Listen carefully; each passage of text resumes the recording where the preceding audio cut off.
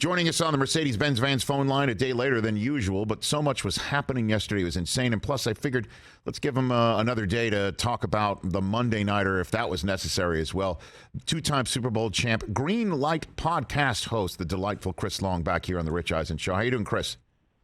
What's up, Rich? How are y'all? I'm great. So, man, is there so much to talk about with you. Your best guess as to the inner monologue of Bill Belichick as things were playing out at the very end in Las Vegas.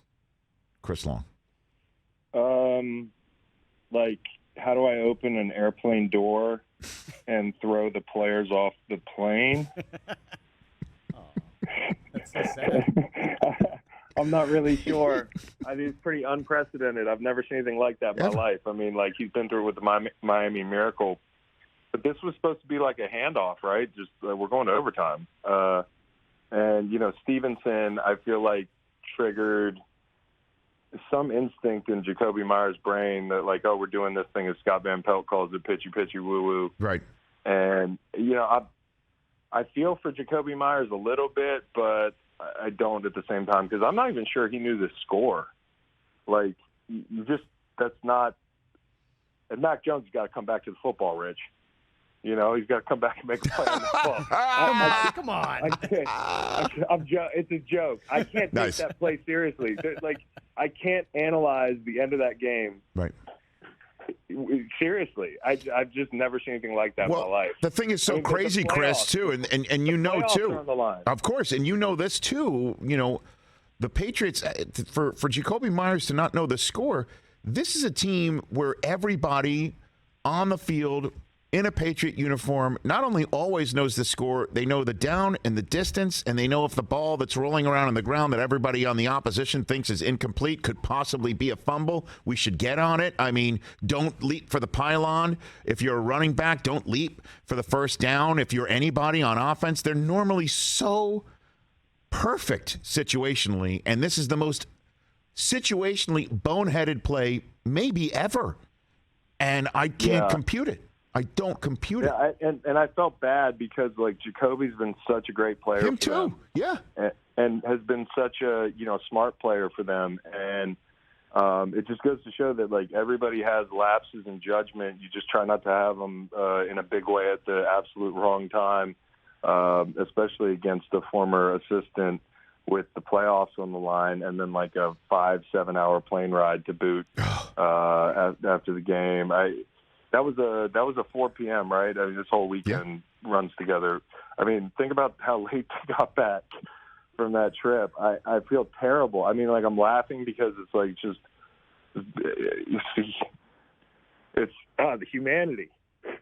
And Bill was just like, I just got to coach it better. I mean, he's got to be mortified. I mean, like, this is so. Does he take stock? Do you think where he'll just sit here and go, clearly something's off, right? And what is it that he fixes? Because everybody up in New England thinks he'll never change a coaching staff. He'll never change anything because, you know, he's loyal first and they to him and so on and so forth. What stock can you take from this, do you think, if any? I just think it's like the offense has been a disappointment this year. Mac Jones' development has fallen flat. And I think, like, Mac has kind of made that clear that, like, the setup was different for him last year. I got Coach Charter. You saw the embrace between him and Josh at the end of the game. I thought it was just like Bill had to wait to hug Josh. I saw that. Josh was hugging Mac. And just the whole thing, listen, I like Matty P. I like Joe Judge. They're good people, and I played under both of them. But, you know, this is a production business, and you can't have – if I'm Bill, and I don't know what the motivations were for bringing them in, you know, to coach the offense. I don't know if it was a thing like we don't want to bring an outsider in. You know, I don't know what it was, but you can't have those guys calling the offense next year. Not that this was a product of the offensive, you know, play calling, but, you know, you're in the situation you're in because the offense hasn't – their defense has done their jobs this year collectively. They're a very good defense. And, you know, it's not like Mac Jones has a lot of weapons to throw to, so you need a really efficient, highly functioning offense, and they haven't had it all year. Chris Long here on the Rich Eisen Show. How concerned are you about the Eagles if Jalen Hurts can't go for more than one game here?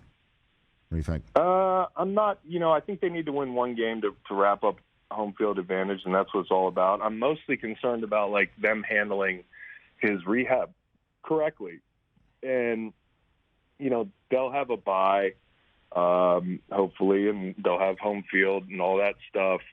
But there is rust that's associated with, a guy who's been on fire, taking a few weeks off. There's also an untold amount of it's his throwing shoulder. So I don't know how he comes out of that thing. And, with all the conversation about him as an MVP and what he has or hasn't done this year, what's around him, I have been adamant about this. There has been nobody better at throwing the ball outside the numbers this year. And deep, and it just is such an explosive element for that team. Even in the frigid temps the other day, I mean, you saw those balls he was delivering. They're perfect, and the margins, obviously change a little bit if you're not completely healthy.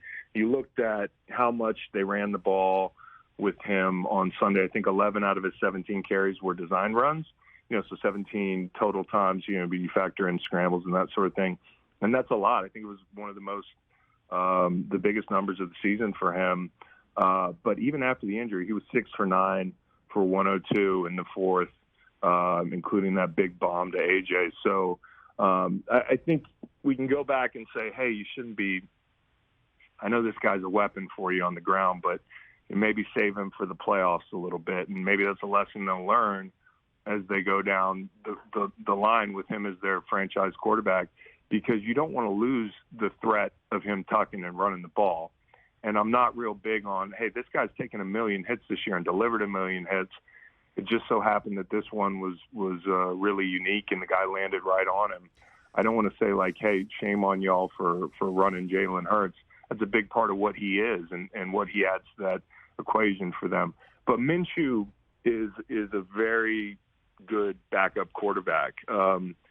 He doesn't throw picks, and that's a big one. Just run the offense. Are we going to have another backup situation like Nick Foles? No, because I don't think we're going to need one. Right. But he's going to be able to give them a lot of value. It's good that they hung on to him because they absolutely need home field advantage. I believe this team, like any team, could benefit greatly from it. But with the strengths of this team, the defense, the defensive line, you got 4 guys knocking on the door at double digits. They're really fearsome to play at home at the Link, and so that's what you're gunning for. You're gunning for home field, and you want to be able to rehab this guy correctly so when he comes back, he looks just like he's looked the rest of the season. If I was the Eagles, and this is a little bit of a hot take, yep, I might consider giving some of your good players a bye this weekend. Don't lose another starter trying to beat the Cowboys. We don't need to beat the Cowboys. They just blew it in Jacksonville. The more wrinkles you're going to need the third time you play them, don't exhaust those wrinkles. So I think I'm not an NFL head coach. I believe Nick Sirianni should win Coach of the Year. He knows best. It'll be interesting to see how he approaches this weekend, what he does show, what he doesn't show, who plays. If there's anybody on the edge, I wouldn't play him. And the frustration that might cause the Cowboys if you go toe-to-toe with them with the backup quarterback and it doesn't really look like you're bringing your everything to the ballpark Saturday could be really interesting. Chris Long, 2-time Super Bowl champ, giving us some food for thought right here on the Rich Eisen Show. How real are the Jacksonville Jaguars, Chris Long? The Jags are real. I remember, Rich, feeling stupid all October because when you asked me point blank, and I had no time to think about it. I think it was in September. Who's going to win this division? I think I said the Jags, and they're game out now. I think Trevor's development has been awesome. And I think it's just two things. It's amazing that Urban Meyer hid him so well. Like, I have no idea how they hid this talent, how they, darkened his light. And this year, the polar opposite situation happens, and Doug Peterson who's really good at developing talent, working with quarterbacks. I've said this before when we were in Philly and Carson was having his MVP season. Carson throws really well off spot. Carson threw really well on the run and made things happen outside the pocket when the play broke down. And, they do design stuff to get him out of the pocket because he is such a good thrower on the run, Trevor is. And what I thought was so impressive about him is he threw that pick this weekend, and they're down, I think, 27-10 or whatever it is, and he comes right back and delivers that strike, and they just go on a run. And I think being at home, the tide changed, and it was just too much water for the Cowboys. And I really like the Jags. So are they for real? Yeah, I think they are for real, and teams don't necessarily want to play them. It's proved out that Christian Kirk, and we all made a lot of jokes about the way he drove the market up, right? Is a legitimate, elite receiver. And, they've killed the intermediate game, the short game, but they've also shown that they got a quarterback who, when you get behind somebody, he can get you the ball. So I really do think the Jags are scary. If they slid in, they're a tough little out, man. And they're a year ahead, too. But I do want to say this about that game. It was not Dak Prescott's fault. He threw one bad pick earlier in the game, but when he had a chance to drive them down and go for the win in crunch time, he did that. I mean, that I think was a third down, where Walker barrels in there and he just kind of spins off him and rolls out and throws that touchdown. It was a really great play by Dak. No, I'm with you, Chris. And if I had to point at a couple things, it's the play call from Kellen Moore on third down when the Jaguars are out of timeouts. There's a minute and change to go in the game, and they called a very tough to complete beyond the sticks type throw as opposed to give Pollard or Lamb the football maybe short of the sticks, an opportunity to be in space and make that first down short of the sticks, because at least if you complete it, you get a shot at getting to the sticks, and if you don't, the clock's rolling. And instead, I'm absolutely with you. I mean, that was a point that I made as well this week, and I mean, a couple things in that sequence because they absolutely needed that timeout. With 17 seconds left, Ingram, who might make the play of the game, like Ingram caught the ball between the hashes and the numbers. Got out of bounds. And, by my calculations, he's running – I mean, this guy's running 60 feet with somebody hanging on his back trying to get out of bounds, and does it in a heroic fashion. And they need that timeout because then they set up the field goal, take timeout, and they go to overtime, and they're able to win this thing. So the pick wasn't on Dak at the end of the game there. And, the Cowboys will be fine. They're a dangerous team, but so are the Jags. And if they can find a way to slide in, and if you look at, if you hear Kevin Byard's comments after the Titans game, I've been on these teams. I've been on teams that are kind of middling, and that feels like a team that just can't quite get out of its own way. They're not quite as talented as we thought they might be in Titans. And there's a lot of frustration there. It just feels like these two teams are two ships passing in the night. And the Jags have a real chance to finish the season strong and possibly win that division. Yeah, the other thing about my concern about the Cowboys, too, is the pass rush seems to have disappeared the last 2 weeks. It just they're not getting pressure. I mean, both Davis Mills and Jeff Driscoll had their way the week before, and Trevor Lawrence obviously is playing elite, but he wasn't pressured nearly as much as he needed to be, and that's a concern of mine right now for Dallas. Well, the moving difference on here between Dallas and Philly, at least one of the differences. I pointed this out before. I think the quarterback has played at a higher level this year in Philly, and I also think that, or at least more consistently, and I also think that the D line's deeper. The depth of the D line. Micah Parsons might be the best player up front on the field. If those two teams played, he's the best. He's the lead dog. There's very few like him in the league. In fact, it's him and only a couple guys at the top. But you can't do everything alone. And I'm not saying they don't have other good, exciting players I love Tank, the Williams kid.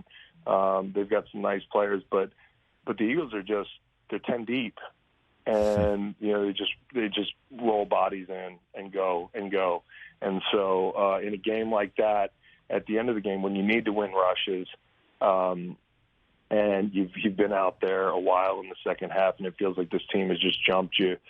You need to win a rush, and you're right. I mean that defense, that wasn't their best day.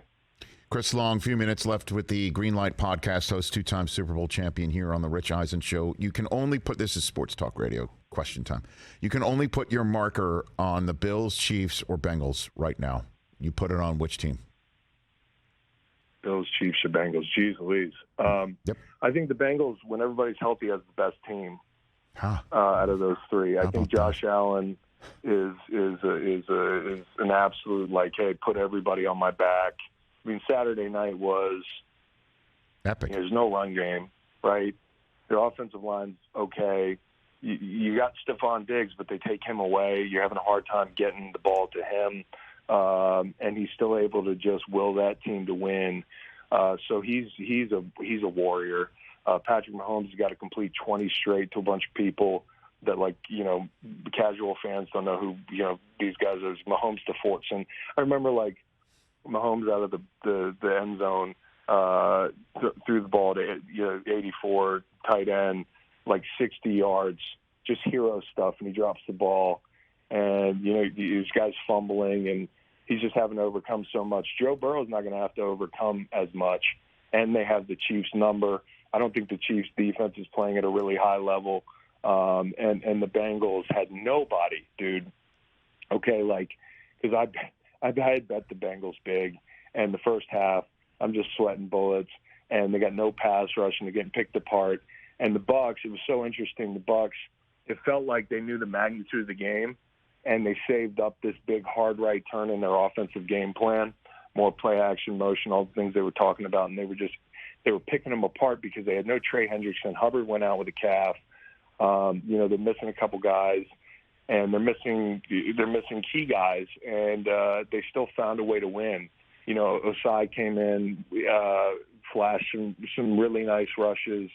That third quarter, Lou Anarumo deserves a lot of credit with what he does with that defense. I think they play really sound across the board to the point that they're elite, but they don't have any guys that they don't have a Micah Parsons. They don't have, one of these guys that's a superstar in the league, although I don't think Trey Hendrickson gets enough credit. And they find ways to win, man. I just think they have that find a way to win type mentality. And, yeah, they're hot right now, and I might be like buyer beware, but last year when they got hot, they stayed hot. Sure did. So, I'm not saying I would take them head-to-head. I'd have to see what the circumstance is when the Bengals play the Bills possibly in the playoffs. But right now, if I blindly had the three teams walk into the room and they randomized the location, they played in an alley, I kind of feel like the Bengals right now. Well, you don't have to wait till the playoffs. The final Monday night game of the year, Week 17, is Buffalo at Cincinnati. And if Cincinnati wins out, if they beat New England this week in New England and home for Buffalo and then home for Baltimore, they're the 1 seed.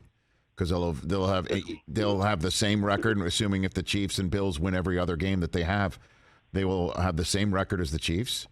Well, I guess the Chiefs have to lose once too. They got to tie them. They're one behind them. They need the Chiefs to lose once, and then they beat the Bills, and they're the 1 seed. Problem is the Chiefs have got home games against Seattle, Denver, and then at Vegas. Maybe they get. I don't know. I just don't. I don't think the Vegas game scares me a little bit. Well, I mean, certainly, I don't think Kelsey's going to throw one to Chandler Jones. At the end. No, I don't think so. But that team's done a better job lately in the whole Mahomes and the Raiders saga. Mm-hmm. And I think they are playing better football. You just don't get a 10-point lead at the half. Play if you're the Raiders.